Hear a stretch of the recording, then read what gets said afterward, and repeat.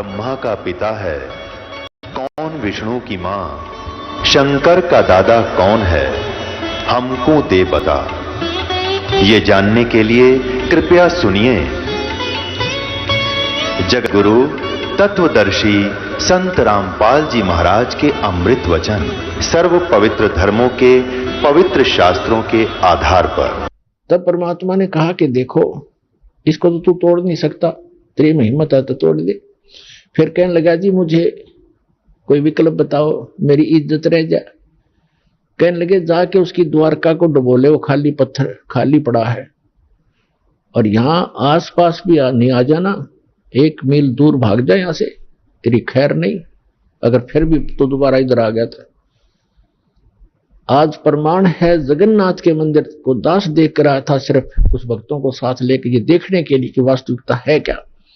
वहां पर कबीर पंथियों द्वारा सुरक्षित वो चौरा स्थान, वो चबूतरा भी है, वहां एक अच्छा मकान सा बना रखा है, उसके ऊपर एक मंदिर सा बना रखा है, यादगार बनाए रखने के लिए। और उन्होंने भी यही कथा सुनाई कि यहां बैठकर भगवान कबीर परमेश्वर जी ने समुद्र रोका था। मंदिर वहां से लगभग 1.5 किलोमीटर दूर है, इतनी दूर समुद्र हो गया वहां से। तो उधर से द्वारका को समुद्र ने अपने अंदर समा लिया, उसका खत्म कर दिया द्वारका भी। अपन आत्माओं, ये कथाएं हमने जो रियल ज्ञान था सुना नहीं था, और इन हमारे धर्म गुरुओं ने हमारे को लोक वेद दंत कथा सुना रखी थी, हम मूर्ख बना रखे थे, हम रंग दिए उस झूठे रंग में। अब सच्चे रंग ज्ञान को सुनते सुनते हमारी जो है ना मन कई बार बगावत करता है, फड़कता है, लेकिन कहां तक फड़केगा, आखिर में टेकना पड़ेगा इस मन को, क्योंकि अज्ञान से ये उस रंगा था, तो ज्ञान इसके अंदर अब समा जाएगा, तो ये अपने आप सेट होगा। अब क्या होता है, देखो आपको हिंदुस्तान के अंदर हिंदुओं को खूब पता है कि आज से 500 1000 वर्ष पहले, 600 वर्ष पहले, 100 वर्ष पहले, 50 वर्ष पहले कितनी छुआछात थी, हमने देखी खुद। हरिजनों को, छोटी जाति वाले जो मानते थे, इनको मंदिर में तक घुसण भी नहीं दिया करते, बाहर खड़े खड़े ये अपना कोई मांग मूंग लेते, जो लेना देना होता बाहर ही दे दिया करते, इनको टुकड़े टाकड़े। इतनी छुआछाती, मंदिर में प्रवेश नहीं करने देते थे, केवल पुजारी ही वहां जाते थे, या कोई स्वर्ण जाति के ही मंदिर में प्रवेश होते थे। अब आप देखते हो, शुरू से जब से जगन्नाथ का मंदिर बना है, उसमें छुआछात नहीं है। क्यों? उसमें भगवान बदल गया या विधान बदल गया इन धर्म गुरुओं का, वहां क्यों नहीं छुआछात? कोई जवाब नहीं इनके पास। अब सच्चाई क्या है, ये दास बताएगा। जब वो मंदिर बनकर तैयार हो गया और मूर्ति स्थापना कर दी, अगले दिन उसकी पूजा करनी थी, वो प्राण प्रतिष्ठा का है ना, वो करनी थी। देखा कल हमारी जा रही, हमारी कारीगर तो मूर्ति बनावे और पुजारी उसमें प्राण डाल है, और फिर हम पूजा उस पत्थर ने। बता, ये थी पूजा हमारी। प्राण उसमें प्राण प्रतिष्ठित करे था, करें पुजारी, आगे भी इसमें प्राण डाल दिए, फिर भगवान खा करेगा जब हमने प्राण डाल दिए उसमें। अकल मारी जा रही थी हमारी, कोई ज्ञान नहीं था, कोई आधार नहीं था। तो फिर क्या हुआ, सुबह चले पांडे पूजा करने के लिए, राजा भी साथ में, रानी भी साथ में, सैनिक भी साथ में, आगे आगे पांडे। और परमात्मा वहां घूमते थे, उनको पता था ये शूद्र है, ब्राह्मणों को, पंडितों को पता था कि शूद्र है। परमात्मा जगन्नाथ के मंदिर के गेट के बीच में खड़े हो गए उस दिन, जिस दिन वो आए थे पूजा करने के लिए। अब परमात्मा ने पीछे न मुंह कर लिया, जिधर से वो आ रहे थे, मंदिर को देख रहे थे ऐसे खड़े खड़े, जैसे अजनबी व्यक्ति देखा करता पहली बार आके। अब जो ही वो मुख्य पांडा सामने आया, पहले तो वो मंत्र मंत्र करता नहीं, देखता होता तुझे कोई देख रहा कि नहीं, आज तू सबसे प्रमुख है। सामने निकट आकर देखा कि एक शूद्र खड़ा है गेट पर। परमात्मा को उसने ऐसे हाथ मारा और परमात्मा इतनी दूर गिर गए जाके, और कहा, शूद्र तुझे शर्म नहीं आती? तो ऐसे पवित्र मंदिर के द्वार पर खड़ा है, दूर मर जाए यहां से। तो ने अछूत कर दिया सारे मंदिर को। अब परमात्मा एक तरफ बैठ के जाके, जैसे एक ऐसा ही व्यक्ति बैठ जाता है, एक तरफ नो करके बैठ गए। अंदर जाकर क्या देखते हैं, वो तीनों मूर्ति उस अछूत का रूप धारण किए हुए हैं। अरे क्या हो गया, अरे ये क्या हो गया, ये कोई जादूगर है, ये अछूत कोई जादूगर है, देखो मूर्ति कैसी बन गई है। परमात्मा थोड़ी देर में फिर वह लीला खत्म कर दी, वह नो के नो श्री कृष्ण खड़े। फिर उन्होंने मांझे धो गंगा जल से शुद्ध करो, ये तो अछूत ने अपवित्र कर दी। वो सारा कुछ उन्होंने कर करा के अपना फारिग हुए, मंदिर चालू हो गया। उधर से क्या हुआ, उस मुख्य पांडे ने जिसने भगवान का धक्का मारा था, धक्काए थे, उसके सारे शरीर में कोढ़ शुरू हो गया। कोढ़ ही हो गया, वो चाम कटकट पड़े, सारी रात रोए चिल्लावे, सारी जड़ी बूटी करवा ली, सारी सतुति प्रार्थना, भगवान कृष्ण का कट्टर पुजारी था उसको अर्ज कर लिया। तो सपने में श्री कृष्ण दिखे उसने और कहा जाके कि पांडे उस महापुरुष के चरण धो के पी ले, तेरा तब पीछा छूटेगा, नहीं तो तेरी जान नहीं बचेगी, मेरे पास कोई तेरा समाधान नहीं इसका। हम कहते मरता क्या नहीं करता। उसने अपने साथी पांडे बुलाए और कहा भी भगवान ने ऐसे ऐसे कहा है, मेरा बुरा हाल है, और ऐसे आदेश दिया है भगवान ने, क्या करूं मैं। वो कहने लगे क्या फर्क पड़ता है, जान बच जाएगी, हर चल चरणामृत ले ले, उसके माफी मांग ले, क्षमा याचना कर ले। परमात्मा बैठे थे वहां, घूमा करते हो तो काम ही सारे थे। अब वो पांडा लेकर चल रहा कटोरे में जल चरणामृत बनाऊंगा, वो निकट आओ परमात्मा आगे को चल दे, अके नहीं पांडे दूर रहना, हम अछूत है, दूर रहना, अछूत है। और वो हाथ जोड़ा, महाराज डट जाओ, महाराज जी रुक जाओ, मैं मर गया, मेरा बुरा हाल है। कि नहीं आप अछूत, आपको अछूत के निकट नहीं आना चाहिए। अब काफी देर उनकी रिहर्सल करके रैली काट गए, तो बैठ गए एक पत्थर पे। अकबोल क्या कहना चाहते हो। उन्होंने कहा जी ऐसे ऐसे मुझे कोढ़ लग गया, मेरा कुछ समाधान बताओ, आपके चरण धोकर पीऊंगा, श्री कृष्ण जी ने बताया है। परमात्मा बोले चरण धोने बात अच्छी बात है, लेकिन केवल चरण धोने कर पीने से नहीं बनेगी बात, मैं जो कहूं वो करना पड़ेगा, अगर जो कहोगे वही कर लूंगा। इस मंदिर के अंदर कोई छुआछात नहीं होगी, यदि तुमने छुआछात की तो तुम्हारी सबकी यही दशा फेर हो जाएगी, जो भी इसमें छुआछात करेगा। और एक पत्तल में शूद्र और ब्राह्मण रोटी खाओगा, मंजूर है?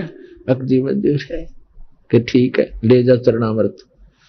चरणामृत ले गया, ने बोला 40 दिन नहाइए, इसने सुरक्षित रखना, बाल्टी में थोड़ा बहुत डालते रहना, नहाता रहना और इसमें से पीते रहना, 40 दिन में ठीक होगा। कहते तो फिर बीच में तो तुरंत ठीक हो जाता, फिर भूल जाए आदमी। तो ये दास उस मंदिर को देखकर आया था, सन 2000 की बात है। कुछ भक्त हमारे साथ थे, तो वहां एक पांडा था गाइड। हमने उनसे पूछा कि हमने ऐसे ऐसे सुना है कि यहाँ कोई छुआछात नहीं, कि नहीं कोई छुआछात नहीं है, यहाँ पांडा भी पुजारी भी अगर आवश्यक हो और कोई भी आओ, यहाँ पर अछूता हो कोई, सब इकट्ठे बैठकर खाते हैं खाना। मैं बोला भाई सारे मंदिरों में ऐसा नहीं है, तो इसमें क्यों ऐसा है कि छुआछात नहीं है? कि ये लीला है भगवान की, लीला है जगन्नाथ की। तो बात हुई ये कोई सिर पैर है तुम्हारी बात का, लीला है जगन्नाथ की। दूसरे मंदिरों में जगन्नाथ कहां गया जहां तुम किसी ने घोषणा ना दिया करते। फिर मैंने उससे प्रश्न किया कि हमने सुना है कि ये मंदिर पहले कई बार टूटा, 6 बार टूटा, फिर कैसे बना भाई, ये किसने बनवाया? कि लीला है जगन्नाथ की। बता कोई खाक है इनका उत्तर, लीला है जगन्नाथ की। कहने लगे हमने सुना है 2-3 बार टूटा है, 6 बार तो नहीं, 2-3 बार सुना है हमने। मैं फिर किसने बताया इसको कि लीला है जगन्नाथ की? तेरा सर है जगन्नाथ की लीला, कक्का पता नहीं, दुनिया बंडा जी मूर्ख बना रखे वहां पर। उसमें मूर्ति रखने का आदेश नहीं था, तुमने मूर्ति रख रखी है। अर्ध रात तेरी बीत गई थी, सौपन में दिखे घनश्याम, इंद्र दमन एक मंदिर बनवा दे, जगन्नाथ हो जिसका नाम। इंद्र दमन एक मंदिर बनवा दे, जगन्नाथ हो जिसका नाम। अर्धरात्रि बीत गई थी, स्वप्न में दिखे घनश्याम। इंद्र दमन एक मंदिर बनवा दे, जगन्नाथ हो जिसका नाम। इंद्र दमन एक मंदिर बनवा दे, जगन्नाथ हो जिसका नाम। सुन राजा एक भवन बना दे, संग समुद्र गहरा हो। गीता जी का ज्ञान चले वहां, विपर कथा कोई कह रहा हो। न मूर्ति न पाखंड पूजा, वो सहज स्वभाव से रह रहा हो। योग युगत की विधि बतावे, जिससे मन इंद्री पर पैरा हो। कलयुग में जो नाम जपेगा, उसके सरेंगे सारे काम। इंद्र दमन एक मंदिर बनवा दे, जगन्नाथ हो जिसका नाम। इंद्र दमन एक मंदिर बनवा दे, जगन्नाथ हो जिसका नाम। अर्धरात्रि बीत गई थी, स्वप्न में दिखे घनश्याम। इंद्र दमन एक मंदिर बनवा दे, जगन्नाथ हो जिसका नाम। इंद्र दमन एक मंदिर बनवा दे, जगन्नाथ हो जिसका नाम। 5 बार मंदिर बनवाया, श्री कृष्ण जी के कहने से। मंदिर टूटा अवशेष बचाना, वो तेज समुद्र बहने से। 5 बार मंदिर बनवाया, श्री कृष्ण जी के कहने से। मंदिर टूटा अवशेष बचाना, वो तेज समुद्र बहने से। कहे कबीर अब मंदिर बनवाओ, यो टूटे ना मेरे रहने से। 6ठी बार मंदिर बनवाया, राजा ने रानी के गहने से। कहे कबीर अब मंदिर बनवाओ, ये टूटे ना मेरे रहने से। 6ठी बार मंदिर बनवाया, राजा ने रानी के गहने से। कह श्री कृष्ण ये पूर्ण ब्रह्म कबीर यही है, इसके चरणों में कर ले प्रणाम।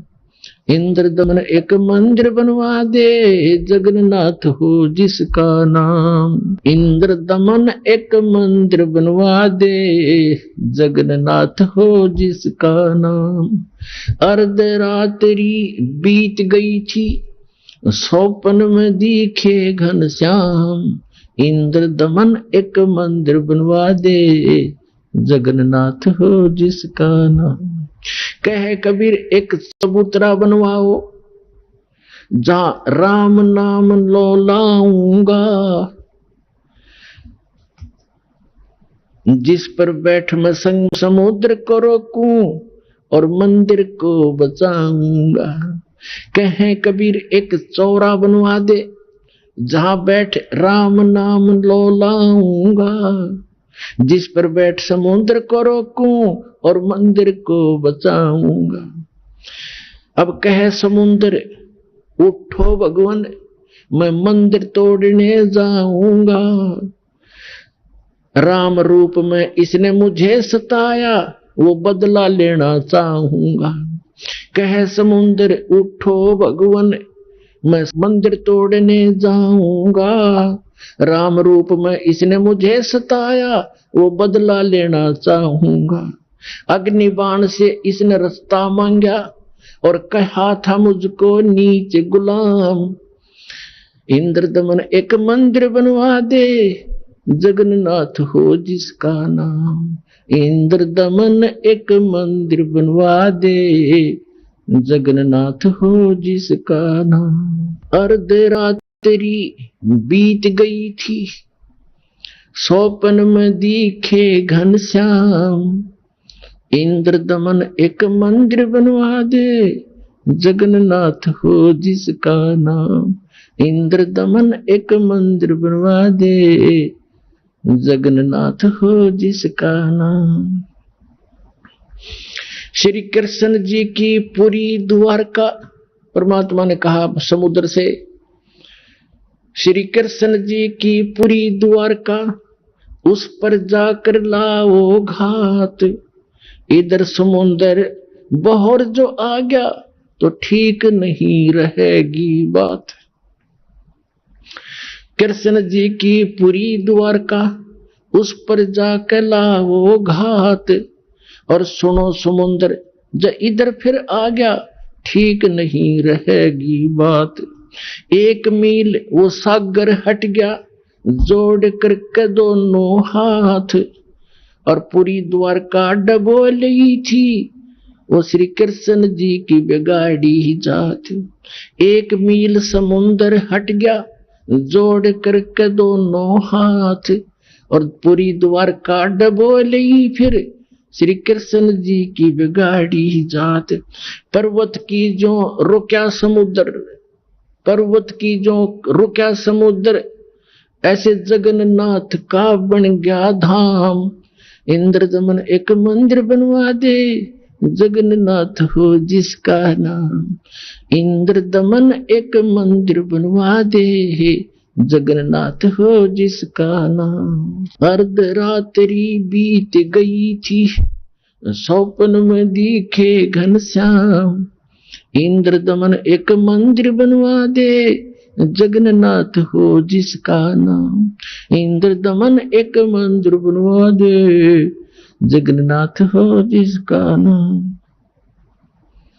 वर्द कारीगर बन के आए, वो बंदी छोड़ कबीर करतार।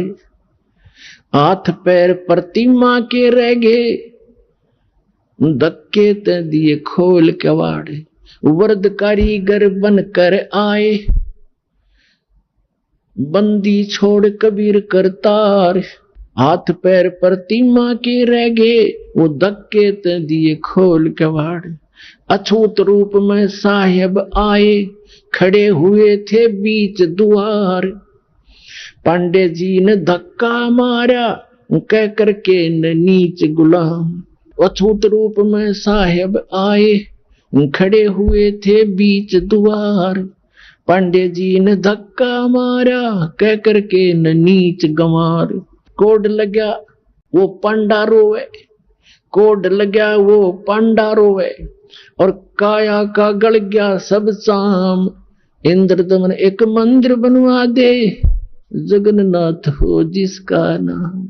इंद्र दमन एक मंदिर बनवा दे, जगन्नाथ हो जिसका नाम। इंद्र दमन एक मंदिर बनवा दे, जगन्नाथ हो जिसका नाम। अर्धरात्रि बीत गई थी, स्वप्न में दिखे घनश्याम।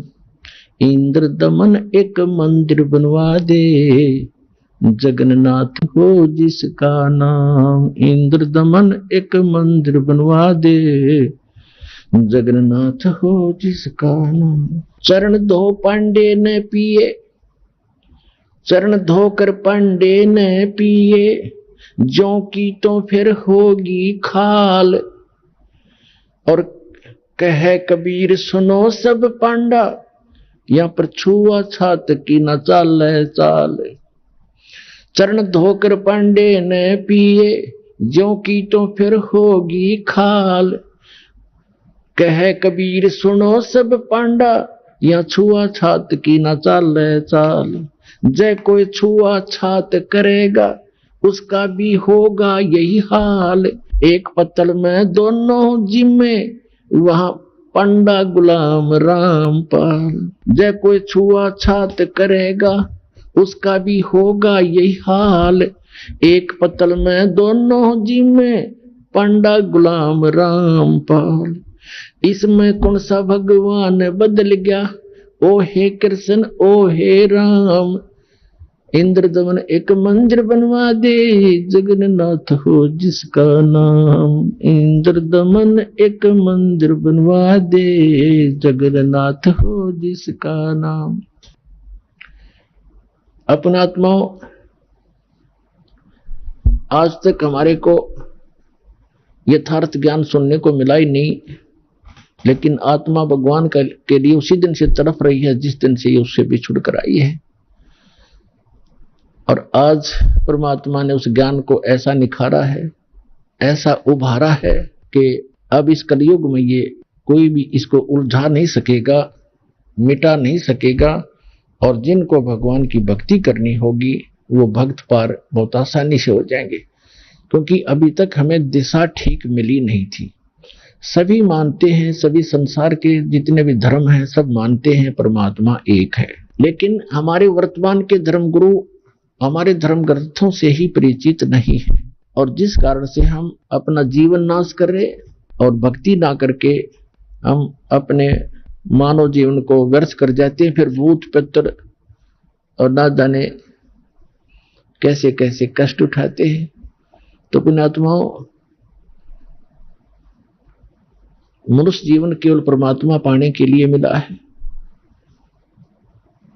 और जब तक हमें सतगुरु नहीं मिलेंगे, सच्चा ज्ञान नहीं मिलेगा और कंप्लीट कोर्स ऑफ वर्शिप नहीं मिलेगा, तब तक हम चाहे कितना प्रयत्न भी करें, भक्ति भी करें, दान भी करें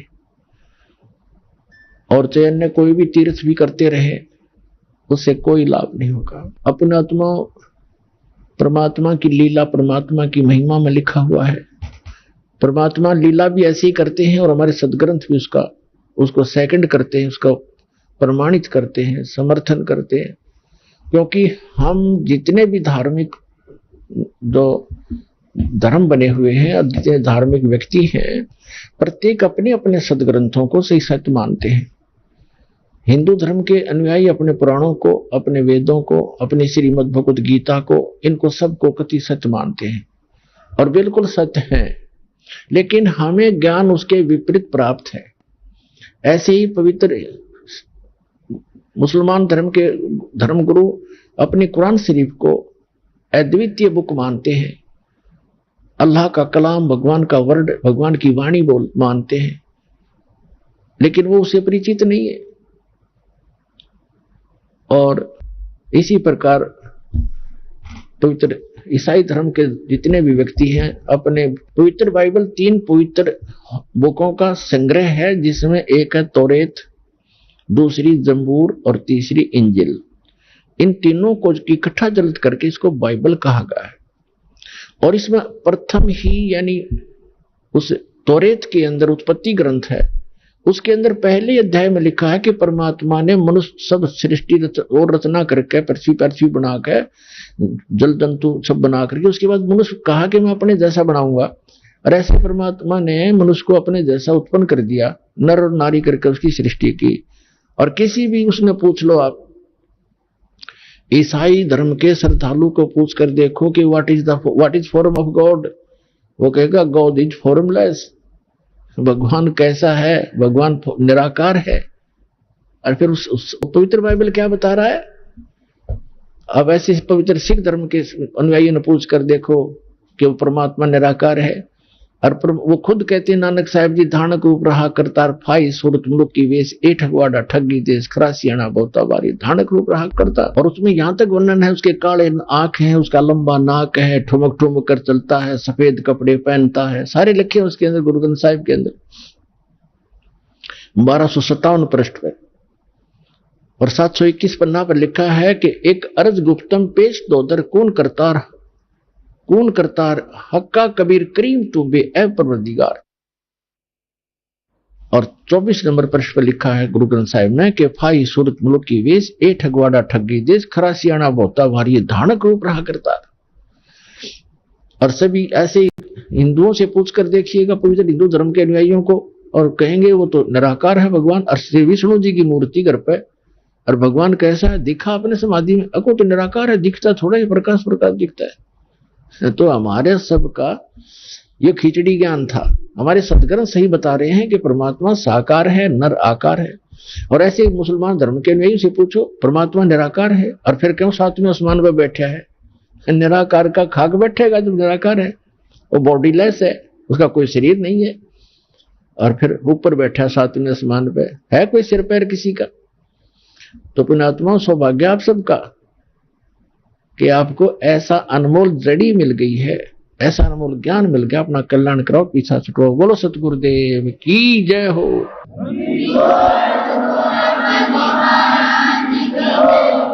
परम पिता परमात्मा पूर्ण ब्रह्म सारी सृष्टि के रचनहार कुल मालिक कबीर देव कबीर साहेब कबीर परमेश्वर जी की असीम रजा से आप सभी पुण्यात्माएं सत्संग श्रवण करने के लिए उपस्थित हुए। जिस प्राणी का बहुत ही पुण्योदय हो जाता है उसको मानव शरीर प्राप्त होता है। मानव शरीर प्राप्त प्राणी के अंदर जो परमात्मा प्राप्ति की इच्छा प्रबल होती है वो विशेष पुण्यकर्मी प्राणी होते हैं। उनमें से आप एक हैं जो परमात्मा की विशेष आत्माएं हैं जिनको सत्संग सुनने का समय उपलब्ध हुआ। ये 5 दिवसीय सत्संग आज समापन होने जा रहा है। ये किस उपलक्ष्य में है पहले भी बताया था, आज भी नए श्रद्धालु आते हैं उनको जानकारी देते हैं। ये वो शुभ दिन है कि इस दिन परमेश्वर कबीर जी परम अक्षर ब्रह्म सर्वशक्तिमान सर्वसृष्टि रचनहार अपनी प्यारी आत्माओं को यथार्थ ज्ञान प्रदान करने के लिए और सत भक्ति बताने के लिए अपने परम धाम से सतलोक से चलकर आए थे। वो प्रत्येक युग में ऐसी लीला करते हैं। हमारे पवित्र चारों वेद इसके साक्षी हैं। ऋग्वेद मंडल नंबर 9 सूक्त 1 मंत्र 8 और 9 में, ऋग्वेद मंडल नंबर 9 सूक्त 82 के मंत्र 1 2 3 में, ऋग्वेद मंडल नंबर 9 सूक्त 86 के मंत्र 26 और 27 में, ऋग्वेद मंडल नंबर 9 सूक्त 94 के मंत्र 1 में, ऋग्वेद मंडल नंबर 9 सूक्त 95 के मंत्र 2 में, ऋग्वेद मंडल नंबर 9 सूक्त 96 के 96 के मंत्र 16 से 20 में, ऋग्वेद मंडल नंबर 9 सूक्त 20 मंत्र 1 में, ऋग्वेद मंडल नंबर 9 सूक्त 54 मंत्र 3 में, और भी अनेक स्थानों पर ये वेद गवाही देते हैं कि वो परम पिता, वो पूर्ण पुरुष सर्वसृष्टि रचनहार, उसका नाम कबीर देव है, कबीर साहब है। वो सतलोक में रहता है, अविनाशी स्थान पर रहता है, शाश्वत स्थान में रहते हैं। वहां से वो स्वयं चलकर आते हैं सशरीर, 3 प्रकार से शरीर धारण करके वो हम सबका धारण पोषण करते हैं। 3 सतिथि में, एक सतिथि में परमात्मा वहां सिंहासन पर विराजमान रहते तख्त पर एक बहुत बड़े गुंबज में। वहां उनके शरीर का प्रकाश बहुत अत्यधिक है। एक रोमकूप में कोड़ सूर्य मिला दे, कोड़ चंद्रमा, तो भी फीकी रोशनी रहे उन दोनों के मिले जुले प्रकाश की। अन्य रूप धारण करके परमात्मा प्रत्येक युग में एक शिशु रूप धारण करके आते हैं। उसी अपनी लीला अनुसार परमात्मा सन 1398 संवत 1455 ज्येष्ठ सुदी पूर्णमासी, जो आज ये शुभ दिन हम मना रहे हैं, इस दिन वो परमात्मा यहां आए थे और उस परमेश्वर ने हमारे लिए एक विशेष उपहार दिया, ये सत्य ज्ञान और सत्य साधना, जिसको प्राप्त करके हम अपने उस स्थान पर चले जाएंगे जिसके विषय में श्रीमद् भगवद गीता अध्याय नंबर 15 के श्लोक नंबर 4 में कहा है। गीता ज्ञान दाता कहता है कि तत्वदर्शी संत की प्राप्ति के उपरांत परमेश्वर के उस परम पद की खोज करनी चाहिए जहां जाने के बाद साधक फिर कभी लौटकर संसार में नहीं आते। गीता ज्ञानदाता अपने विषय में कहता है गीता अध्याय नंबर 2 के श्लोक नंबर 12 में, गीता अध्याय नंबर 4 के श्लोक 5 और 9 में,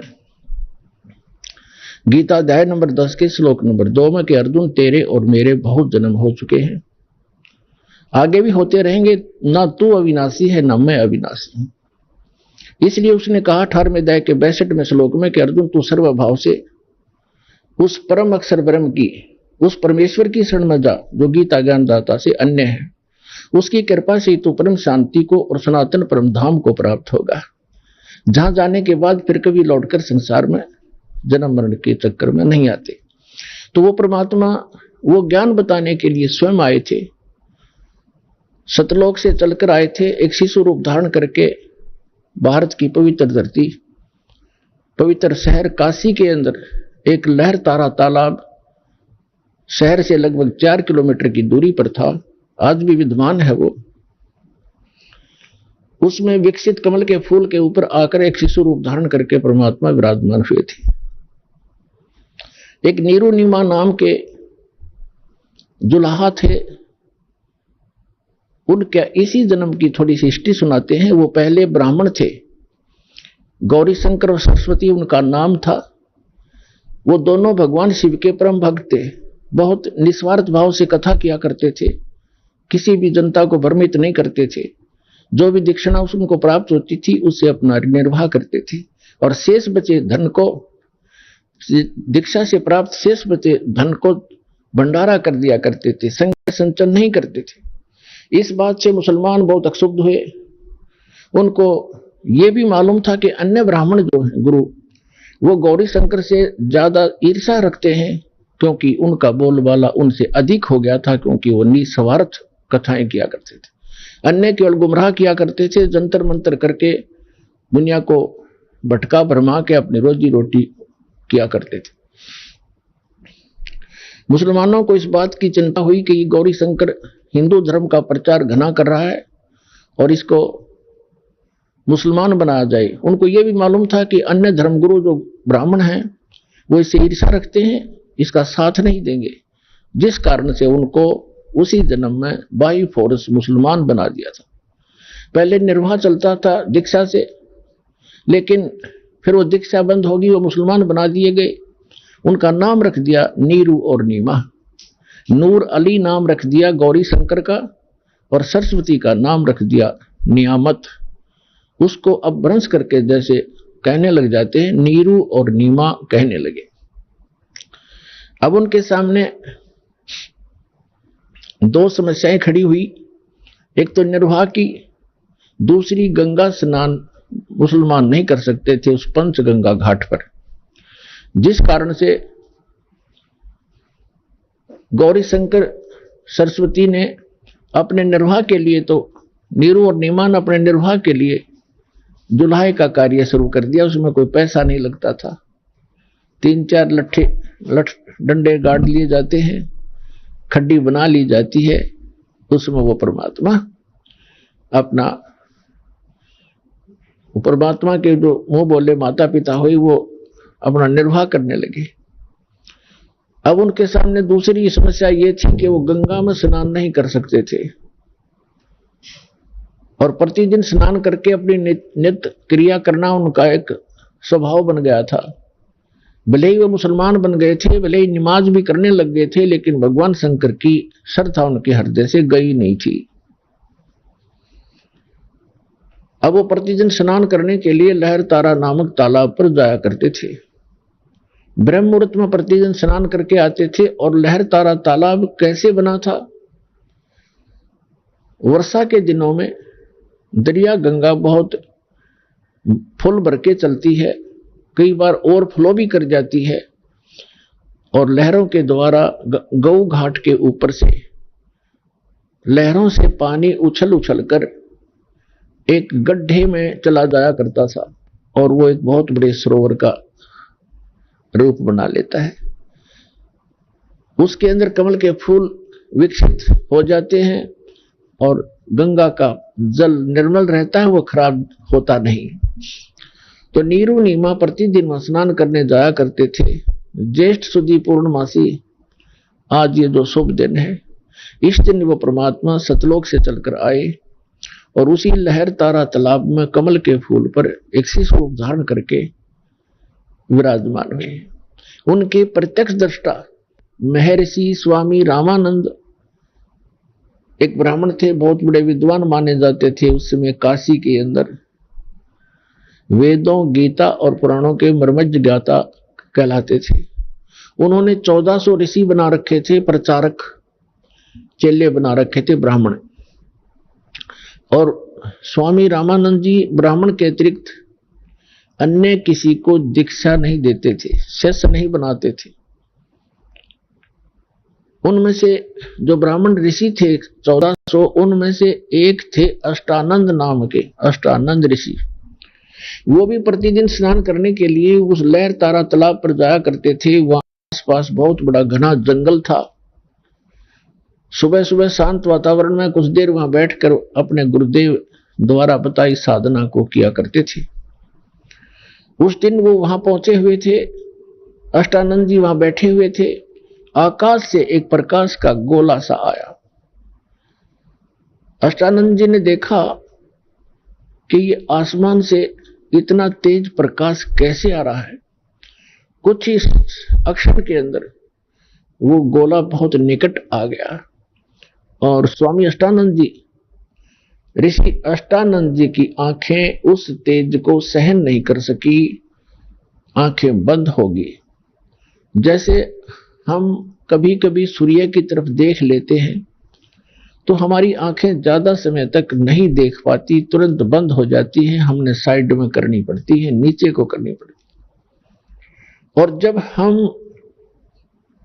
आंखें बंद करते हैं या वैसे साइड में दूसरी तरफ कर लेते हैं तो सूर्य का प्रकाश रहित आकार दिखाई देता है, वो गोला सा। इसी प्रकार जब अष्टानंद जी ने उस प्रकाश को देखा, उसकी आंखें नहीं देख पाई, आंखें बंद हो गई। तो क्या देखा कि प्रकाश रहित आकार दिखाई दिया, एक शिशु का। कुछ देर के बाद उसने आंखें खोली तो क्या देखा कि वो प्रकाश लहर तारा तालाब के एक कोने में सिमट गया। ये सुबह सुबह की घटना थी, ब्रह्म मुहूर्त था। ब्रह्म मुहूर्त होता है सूर्य उदय होने से लगभग 1.5 घंटा पहले। उस समय अंधेरा अच्छा होता है और उस समय का अंधेरा कुछ ही समय के बाद ढल दी जाता है, रोशनी प्रकाश शीघ्र ही हो जाता है। तो अष्टानंद जी उस समय बैठे थे। फिर उसने देखा, उसने विचार किया अष्टानंद जी ने कि आज मैंने ये क्या दृश्य देखा, ये मेरी कोई आंखों की भ्रांति है या कोई सचमुच कोई ये वस्तु थी। इसके विषय में उसने सोचा कि हो सकता है मेरी कोई भक्ति की उपलब्धि हुई हो। उसके लिए शंका समाधान के लिए वो तो उठकर चल दिए, स्वामी रामानंद जी के पास गए और उनसे सब आंखों देखा विवरण बताया कि हे स्वामी जी, हे गुरुवर, आज आपके बालक ने ऐसे बहुत तेज प्रकाश देखा, ऊपर से आ रहा था बहुत स्पीड से, जैसे तारा सा टूटा करता है। और जो ही वो निकट आया मैंने देखा तो मेरी आंखें बंद हो गई, सहन नहीं कर सकी उस तेज को। आंखें बंद हुई तो मैंने क्या देखा गुरुवर कि एक शिशु रूप दिखाई दिया। दोबारा मैंने आंखें खोली तो सामने क्या देखा कि वो प्रकाश उस लहर तारा तालाब के एक कोने में सिमट गया। फिर मुझे कुछ दिखाई नहीं दिया अंधेरे में। ये मेरी कोई भक्ति की उपलब्धि है या कोई मेरी भ्रमना है, भ्रांति है? इसका समाधान कीजिए। स्वामी रामानंद जी ने कहा कि बेटा, ऐसे जो लक्षण होते हैं वो ऊपर के लोकों से अवतार गण आते हैं और वो यहां किसी मां के गर्भ में प्रवेश करेगा। कोई ऊपर से अच्छी आत्मा देव आए हैं और वो यहां किसी माता के बहन के गर्भ में रहेगा और फिर यहां आके अपनी जीवन लीला करेगा। अब जैसा भी स्वामी रामानंद जी को ज्ञान था उसने अपने शिष्य का समाधान कर दिया। इनको इतना ही मालूम है कि इनके भगवान श्री राम, श्री कृष्ण और भी जितने ये 9-24 अवतार बताते हैं, ये सभी मां से ही जन्म लेकर के उन्होंने यहां लीलाएं की। इनको उस अजन्मा भगवान की जानकारी नहीं है, इसलिए अपने शिष्य का जैसा शंका समाधान वो कर सकते थे कर दिया। अष्टानंद जी संतुष्ट हुए। उधर से क्या था कि नीरू नीमा बहुत वर्षों विवाह को हो चुके थे, उनका संतान नहीं थी, और जिस बहन को संतान ना हो उसको केवल एक ही वस्तु की डिमांड रहती है, वो कहीं जा ले जाए। क्योंकि हमारे समाज का कुछ ऐसा ढांचा बिगड़ गया, ऐसी परंपरा बिगड़ गई, ऐसा एक हमारे अंदर ये ऐसा समा गई ये लोकलाज कि जिस बहन को ना हो वो सहन नहीं कर सकती कि लोग उसे बांझ कहें, चाहे परमात्मा की रजा से ही उसको बच्चे ना हो रहे हो। तो काफी वर्ष बीत गए थे और लगभग 60 वर्ष के आयु होगी थी नीरू और नीमा की, उनका संतान नहीं थी। और ऐसे ही कोई आकर के टोक देता है, कोई रिश्तेदार, कोई अड़ोस पड़ोस का, और घर आके चर्चा कर देता है कि आपको कोई संतान नहीं है, एक बालक तो चाहिए था। अब वो ना चाहते हुए भी अगर थोड़ी बहुत भूल गिरे तो इस तरह की कोई न कोई इंजेक्शन युग काल लगवा ही देता है। ऐसे उसकी कोई रिश्तेदार आई, नीमा की कोई जान पहचान की बहन, उसने सारी रात यह चर्चा रखी, एक बालक तो भगवान ने देना चाहिए था, और आप जैसे अच्छी आत्मा और बिना बालक के जिसका संतान नहीं है उसको तो कोई सुबह सुबह देख कर भी मुंह मोड़ लेता है। ये हमारे धर्म गुरुओं की कमी रही है कि उन्होंने ऐसा भ्रम जाल फैला दिया कि जिसके संतान नहीं है वो आदमी, वो व्यक्ति मनहूस है। और पुण्यात्मा इस तत्व ज्ञान के आधार से परमात्मा कहते हैं जो सत भक्ति करते हैं, जो भगवान की भक्ति करते हैं, संतान है या नहीं है वो दोनों ही उच्च हैं, और उनमें से जिसको संतान नहीं है वो परमात्मा की विशेष कृपा पात्र है जो भक्ति कर रहे हैं। ये ना समझना कि जिनके संतान है वो कृपा पात्र नहीं है।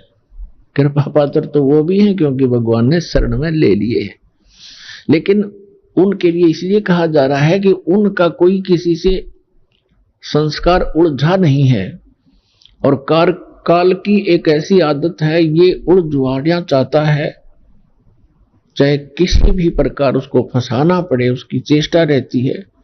ऐसा लोक वेद, ऐसा समाज बना दिया, तो न चाहते हुए भी वो बहन जिसके बालक नहीं है, वो पता नहीं कि कहीं बता दो उसको, कोई क्रिया बता दे वही जाएगी बेचारी। किसी प्रकार मेरा यो निसंतान वाला जो पॉइंट है ये क्लियर हो जाए। अपने आत्माओं परमात्मा खोजे से नहीं मिलते।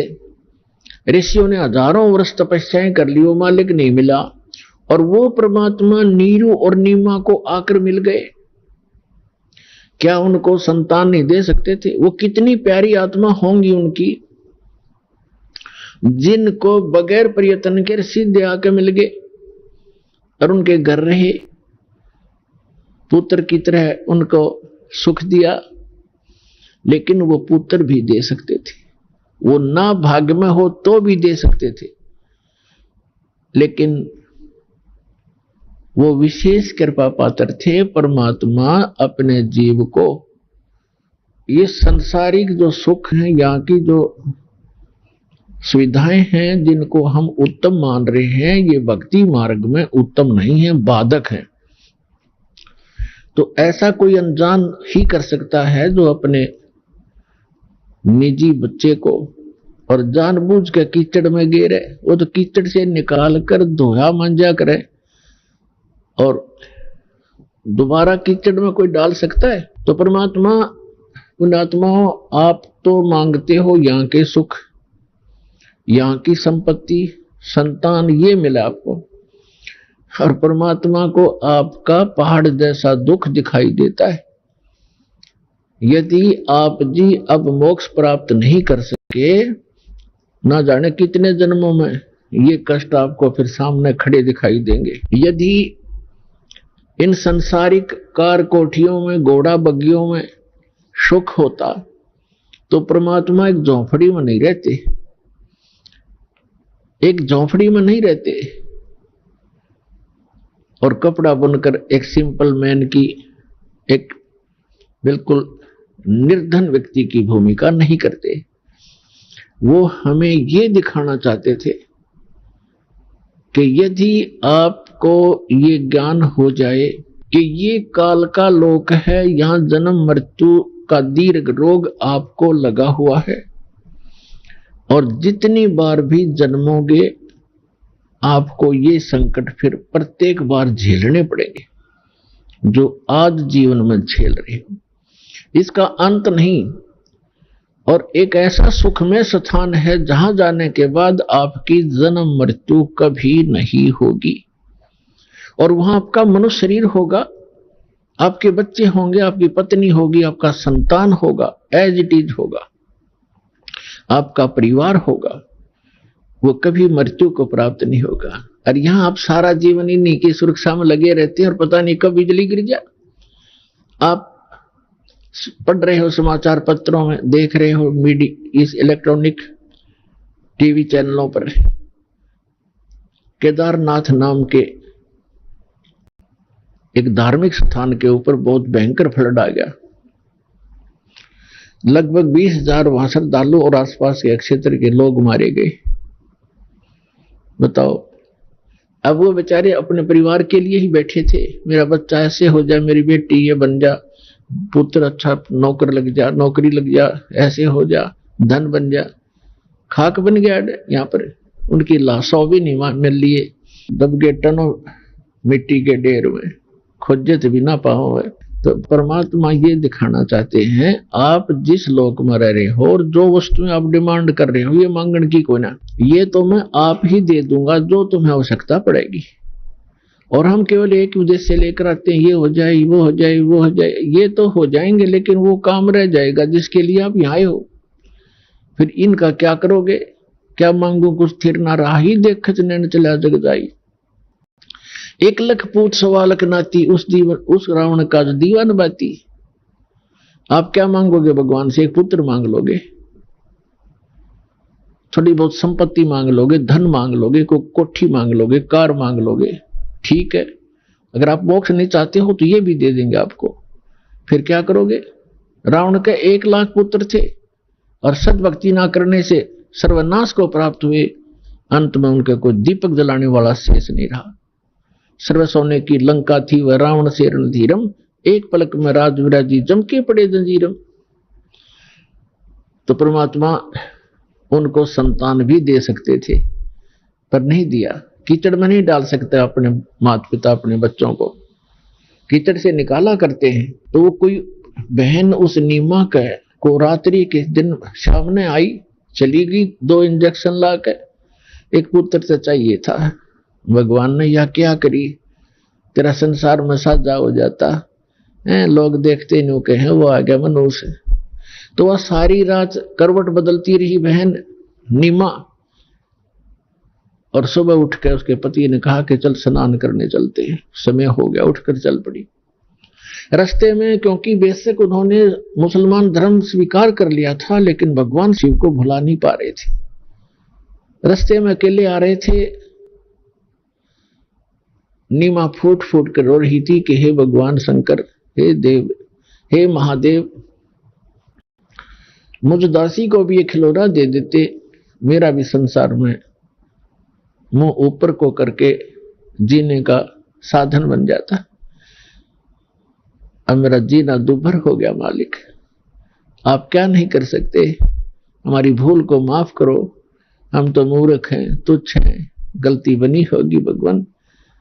एक लाल दे देते, एक बच्चा दे देते, हमारा भी जीवन सुखी हो जाता।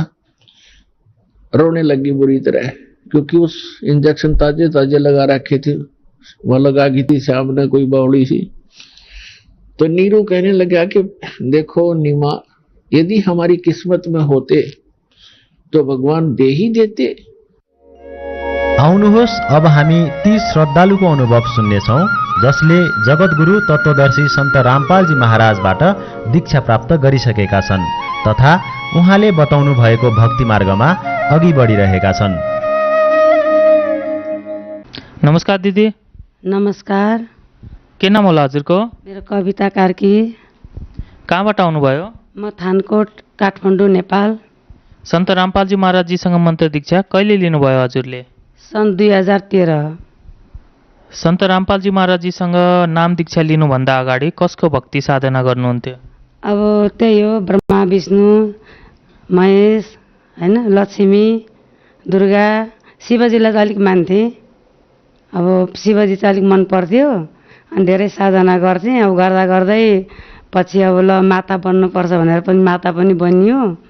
अनि मलाई चाहिँ फेरि कस्तो थियो भन्दा अब तेरो शिरमा चाहिँ भद्रकाली बसेको छ होइन, के भन्छ नाग देवता बसेको छ भनेर चाहिँ मलाई भन्ने गर्थे। अब यहाँ चाहिँ हाम्रो कस्तो छ भनेदेखि माताकामा जाने, मातालाई चाहिँ गुरु बनाउने, अनि गुरु बनाएर उसले चाहिँ के भन्थ्यो भने त अब यो मर्यादामा बस्नुपर्छ, तैँले अरूले छोएको खानु हुँदैन, अरूको जुठो खानु हुँदैन होइन, तैँले आसन ग्रहण गरेर बस्नुपर्छ, तेरो आफ्नो देवता सम्हालेर बस्नुपर्छ भनेर चाहिँ मलाई त्यो भनेको थियो।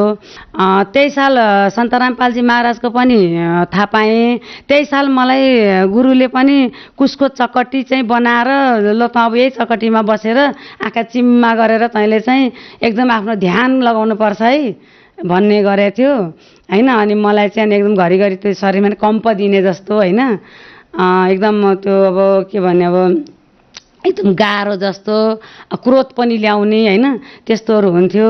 अनि तैपनि अब मैले त्यही गर्नै पर्छ, तैँले त्यसैलाई सम्हाल्नुपर्छ, तैँले गरेको काम पनि जुन बिजनेस व्यापार छ त्यो पनि छोड्नुपर्छ भनेको थियो के। अनि मैले चाहिँ अब होइन, अब किनकि खाने बाटो त त्यही एउटा थियो होइन, अब त्यसलाई पनि छोडेपछि के गर्ने भनेर त्यो चाहिँ आउँथ्यो दिमागमा मलाई होइन। त्यो चाहिँ म छोड्ने पक्षमा थिइनँ। त्यही सिलसिलामा चाहिँ मैले त्यो टिभी हेर्दा चाहिँ सन्त रामपालजी महाराजको बारेमा थाहा पाएपछि अब म सबैलाई छोडेर अब म यहाँ जान्छु भन्ने मलाई त्यो हिम्मत चाहिँ परमात्माले गराउनु भयो। ब्रह्मा विष्णु महेशको भक्ति गर्नुहुँदो रहेछ, फेरि आफ्नो पुर्खौँदेखि चलिआएको परम्परा ब्रह्मा विष्णु महेशको भक्ति साधनालाई छोडेर किन सन्त रामपालजी महाराजजीको शरणमा जानुभयो? ब्रह्मा विष्णु महेशको भक्ति चाहिँ मैले अब धेरै गरेपछि मलाई अब खासै मैले कुनै लाभ देखिनँ। अनि नदेखेपछि म चाहिँ सन्त रामपालजी महाराजको बारेमा मैले जानकारी पाएँ होइन। म त्यो कारणले चाहिँ उहाँको शरणमा गएँ। सन्त रामपालजी महाराजजीको जानकारी हजुरलाई कसरी प्राप्त भयो?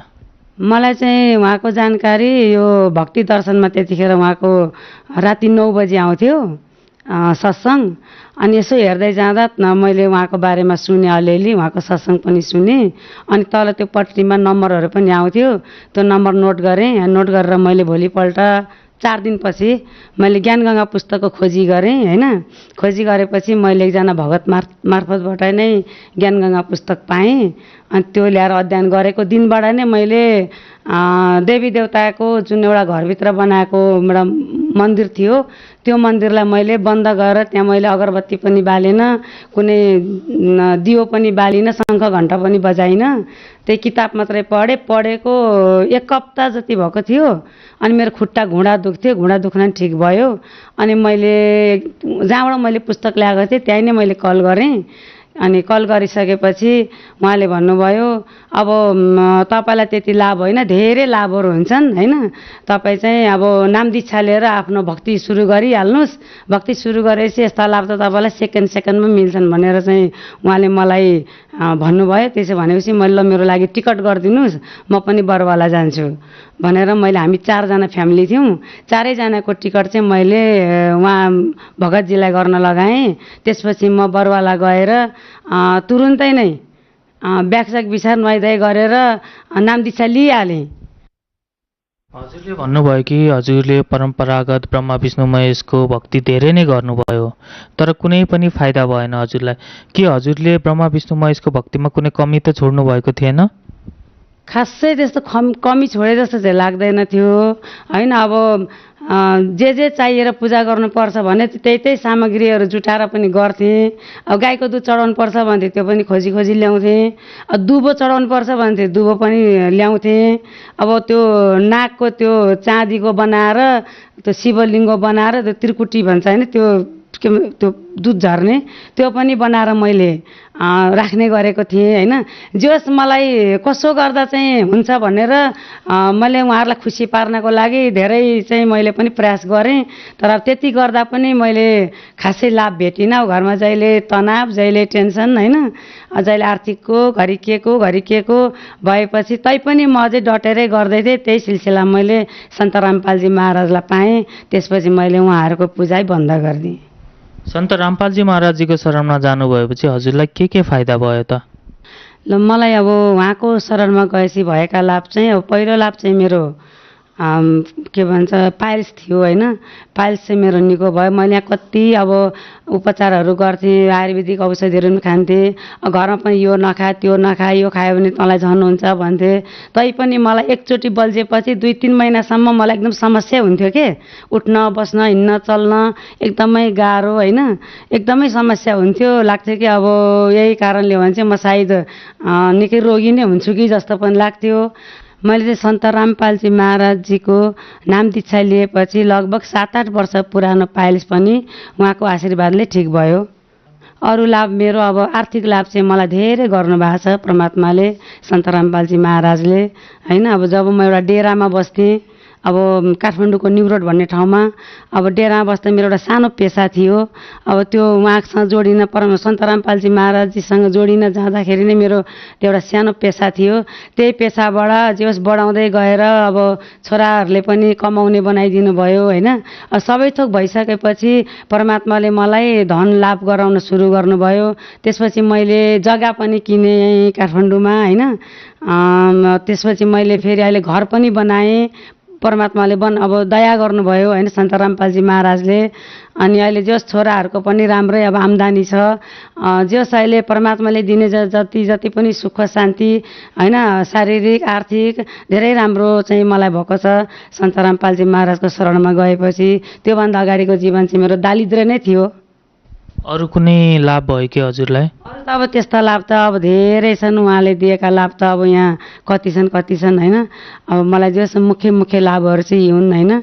अब यसरी चाहिँ मलाई अहिले जे होस् जीवनमा धेरै आनन्द आएको छ। अब मुक्तिको बाटो पनि पाएँ। अब ज्ञान पनि बुझाउनु भयो परमात्माले। प्राय धेरै मानिसहरू भन्ने गर्छन् कि सन्त रामपालजी महाराजजीले ब्रह्मा विष्णु महेशको भक्ति छुटाउनुहुन्छ अरे, उहाँ एउटा हिन्दू विरोधी सन्त हुनुहुन्छ। यो विषयमा के भन्न चाहनुहुन्छ? सन्त रामपालजी महाराजले ब्रह्मा विष्णु महेशको भक्ति चाहिँ छुटाउनुहुन्न। उहाँहरूको आदर गर्न सिकाउनुहुन्छ होइन र सत्साधना सिकाउनुहुन्छ। टिभी हेरेर बसिरहनु भएका नेपाली भगत समाजले यदि सन्त रामपालजी महाराजजीसँग मन्त्र दीक्षा लिन चाहेमा कति शुल्क बुझाउनु पर्छ र कसरी लिन सक्छन्? जो कोहीले पनि सन्त रामपालजी महाराजको शरणमा गएर नाम दीक्षा लिन्छु भन्न चाहनुहुन्छ भने त्यहाँ गए तपाईँहरूलाई 1 रुपियाँ पनि खर्च लाग्दैन होइन। सबै कुरा निःशुल्क हुन्छ। तपाईँहरूले चाहिँ त्यसरी चाहनुहुन्छ भनेदेखि बुझ्नको लागि टिभी च्यानलको तलपट्टिमा नम्बरहरू आउँछ। त्यो नम्बरमा डायल गरेर यो बारेमा बुझ्न पनि सक्नुहुन्छ र स्वयं आफै पनि सन्त रामपालजी महाराजको आश्रममा गएर पनि यो कुराको जानकारी लिएर मात्रै हजुरले नाम दीक्षा लिन सक्नुहुन्छ। धन्यवाद। सत्साहेब।